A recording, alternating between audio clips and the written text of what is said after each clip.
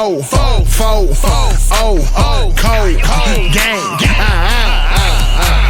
First round draft pick.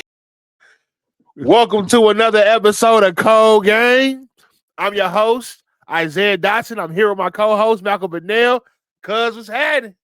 Because that was hard. I don't know what you done switched up or what you got going on. But shout out to your team, man. All right, shout out to the tech guys, man. This is all new to me, man. Shout out to the production team in the back, man. I see y'all, man. Shout out to production. Yeah, cuz, how you feeling, man? Feeling good, man. Feeling good. Thursday night, Friday Junior. Let's get it cracking. It's Friday. Oh, yeah. All right, cuz. First thing on the menu. The Pacers went down to Atlanta. We previewed the game yesterday. Pacers took an L. We lost to Atlanta 118 to 124. Tyrese was unavailable. He didn't play.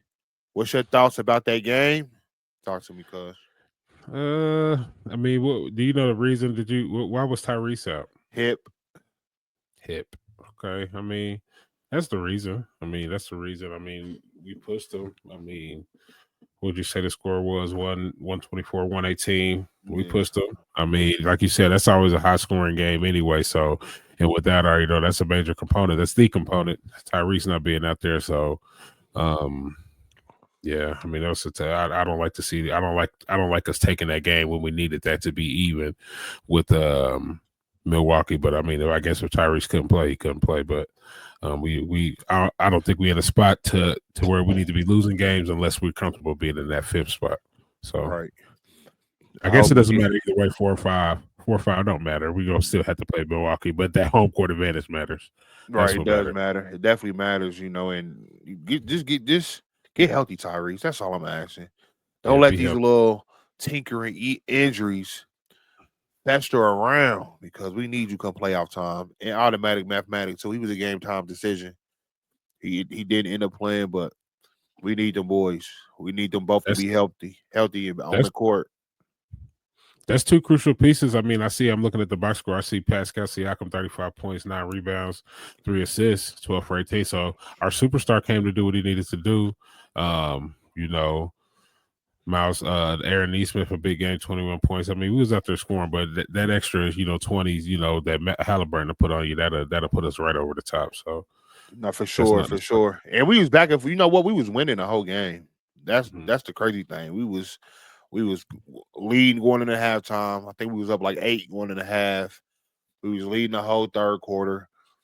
They got it close in the fourth. I think they was up by 1 point, and we stretched the lead back out to like maybe 5 or 6. And then they let them come right back in. They stretched the lead out, and we couldn't close the gap. And it's always frustrating when you see a former Pacer killing. Gorgeous Niang. He came off the bench and had 20 plus.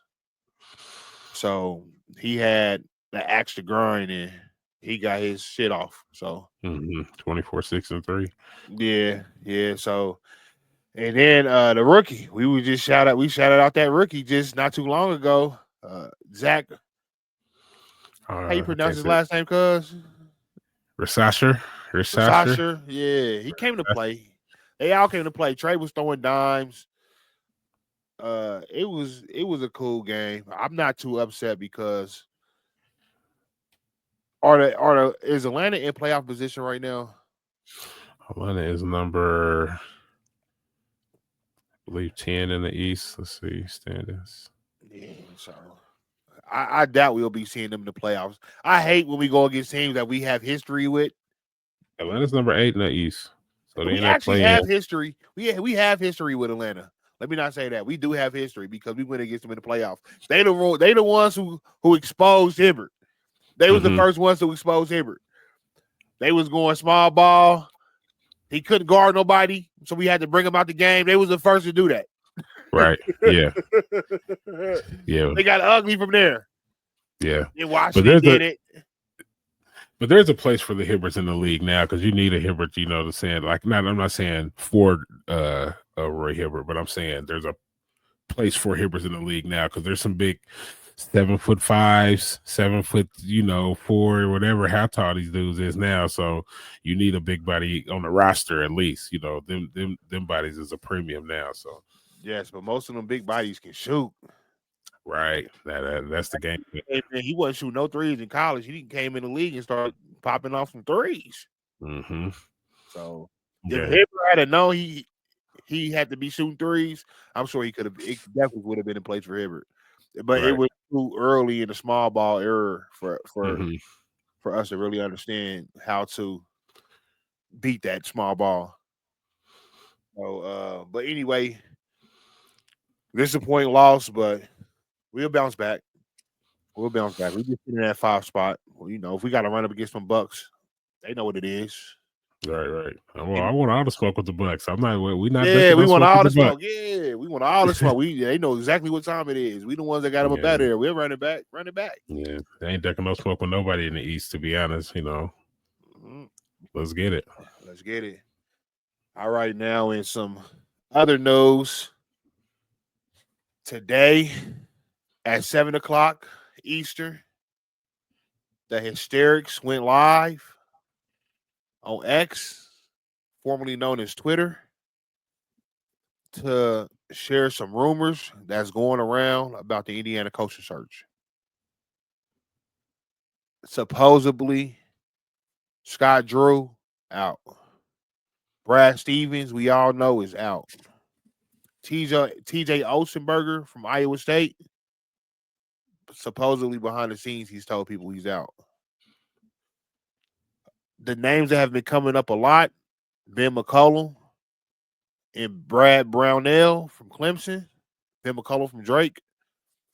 That's been the names that's been floating around.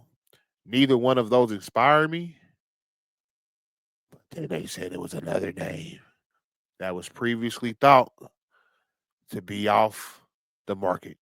Well, off limits, I should say, because Indiana has a holier than thou approach to hiring. We don't really hire any coaches with a lot of baggage. But supposedly, we either had or we're having a meeting with Chris Beard from Ole Miss. That's major because he is a dog. Tough, hard-nosed coach. He's went to Oxford, Mississippi, and changed that Ole Miss program right around. As you can see, yesterday they beat a top 5 team in Tennessee. He has them sitting at 10-7 and probably the best SEC that we've seen in a long time. That conference is loaded. And Chris Beard, he's came into that conference 2 years ago and done nothing but win. 20 games last year, 21 this year. If Indiana wants to make a serious change to the program and actually start winning, he is the guy. He will come in right away and start winning. We don't want the coach that with the squeaky clean record who give him some time and eventually he'll get it right. No. Give me the winner. Mm-hmm. Give me somebody who's going to come in right now, implement their culture, and immediately we'll see the returns on our investment. That man is Chris Beard. Malc, tell me what you think. Let's get it, man. I mean, I'm hearing he's a winner. You know what I'm saying? I like winners. Said he did his thing up there in Texas Tech and bring a winner to IU, I mean, Mike Wilson's on his way out the door. Chris Beard's that guy. Sew him up, IU, do what you got to do. I think that's a good move, though. They got to bring that winning culture back to IU, and not just a winning culture, a dominant culture, And I think, Chris Beard has done that. He's proven that he can do that, So bring that winning culture down to IU. I love a good winner. Absolutely. Now, for those out there who rightfully, because we're not going to dismiss it, what's done is done. And he hasn't been criminally charged with anything, and he's been absolved of all his crimes, allegedly, his alleged crimes. But for those who has the stance that, hey, we don't want this guy because of what he did, which his alleged crimes were domestic violence. Allegedly, he hit his wife. Later did come out and recant her statements and said that didn't happen. She reversed back, and he was fired from the University of Texas, his dream job, his alma mater.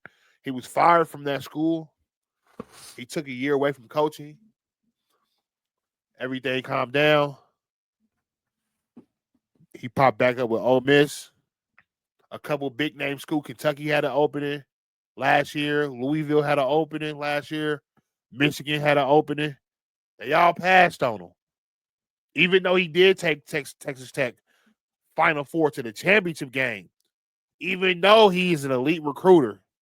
Even though his numbers, they know what type of dog he is when it comes to this coaching. Malcolm, does that black mark on his record, no pun intended, does that play into any role of you hiring him or not? Would that play a role into it? Yeah, for sure. Definitely gonna get discussed. I mean, because you bringing baggage into somewhere, especially somewhere like Indiana. No, Indiana's a real, they're a real conservative place. So that doesn't go by, I'm pretty sure, anybody's standards around there. I mean, I don't think it should not be anywhere, but people make mistakes. It has his wife forgiven him. You said there was no criminal charges. So these are all allegations. I mean, and whatever's proven is proven. I don't know. I don't know why, but if he's proven he can win on the basketball court, we'll talk about it from there. But if that's something that definitely needs to be addressed, in the hiring process, I don't think you should shy away from it. So, I mean, if he's a good candidate, if he's, the seek to forgive, that's what we do. If he comes up doing it again, then then there's an issue. But right, it's a major risk, especially for a university that needs to get this hire right. We've been through too many seasons or too many coaching hires of not getting it right. Archie Miller, 4 years, that didn't prove to be a right hire. Mike Woodson, another 4 years, it wasn't a right hire. Tom Crean had good years, but his later years wasn't right. That's over 10 plus years of IU just being in purgatory. So we need to do the proper vetting. But if everything checks out, we need to go get him. Per Eric of the Hoosier Hysterics, Indiana allegedly had a meeting or is planning to have a meeting. And per Rab Johns of Pigs.com, what was thought to be a non-starter, people are saying no, he's definitely not even being considered. And this is coming from people who's making the decisions. He's definitely not being considered. Now they're saying the ice is thinning.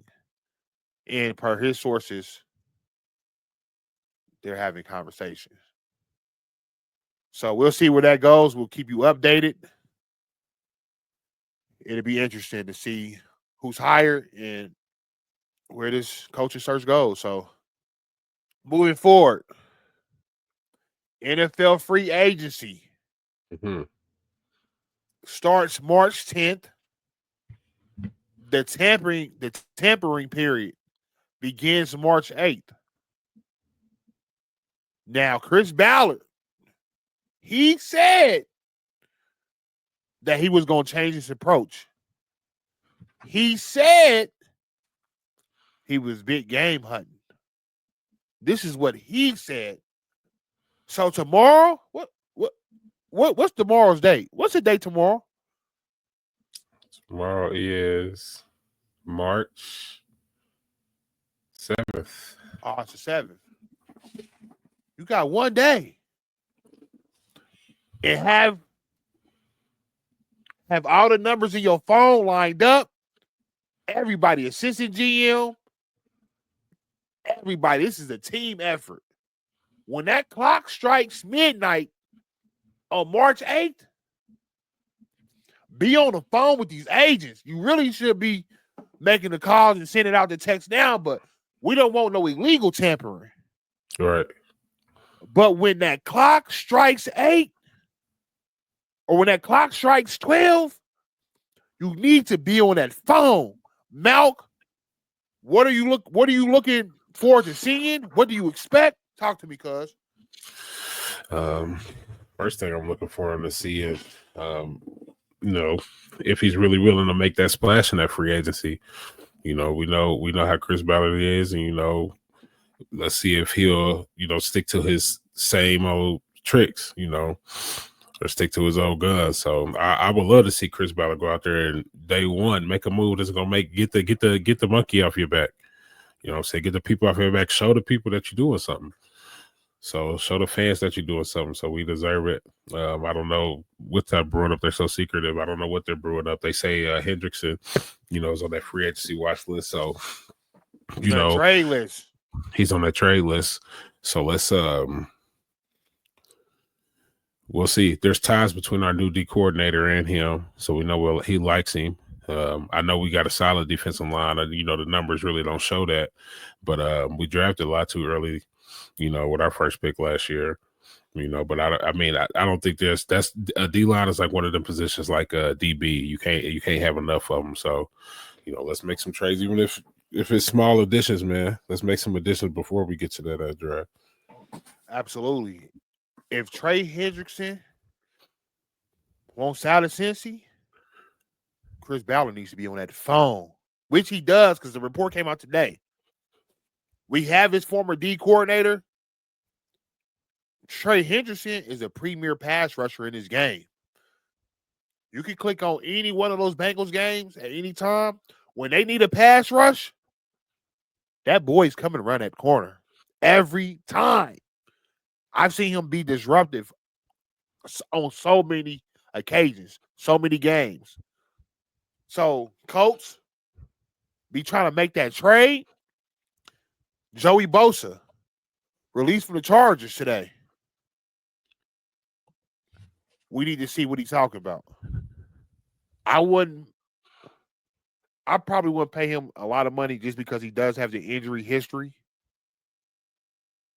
But we need to make a splash. We need to let everybody know we're serious this year. Mm-hmm. What you think, cuz? Yeah, I mean, like you said, I like that Hendrickson pick up, but let's see if we're gonna make a splash. Let's shore up that defense. I want a top-notch defense, especially going through that AFC grind. We're gonna definitely need a top-notch defense. So, I just want to see Chris Ballard make some moves in the Indianapolis Colts. Let's make some moves now. Let's not wait. We need to make moves right now. All right. So we're gonna give y'all on this day in history. Well, considering this is free agency eve, there's not much on the history side of things in sports. But we're going to give y'all one random. I'm going to tell you, hold on. Let me say 1, 2, 3, 4. It's going to be a multiple choice. And then whatever number you pick, I'm going to spit you off that random happening. Because I'm going to tell you, it's between a sport. Each 1 through 4 represents a sport. A sport that we normally don't cover on this channel. But for those of you who do like it, we got something special for you. It's all up to cuz. Whatever number he picked will be the sport that gets shouted out on today's episode. And we'll make sure we hashtag it in the on the YouTube too. Mm-hmm. And we go and on IG, we're gonna tap it into that community. So cuz 1, 2, 3, or 4. Trace. Oh, cuz this is a smart man. because this is the most popular sport in the world. We're gonna give you a soccer fact. Come on.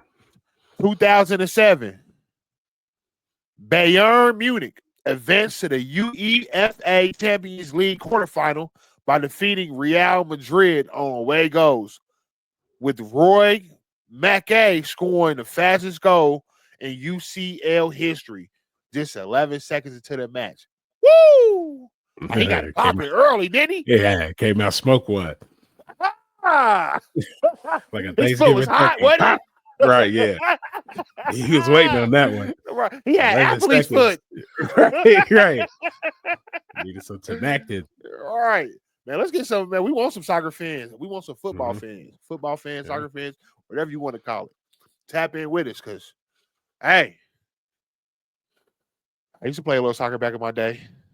You did. I didn't know that, cuz. Oh, yeah. I played a little soccer back in the day. Okay. They call recess.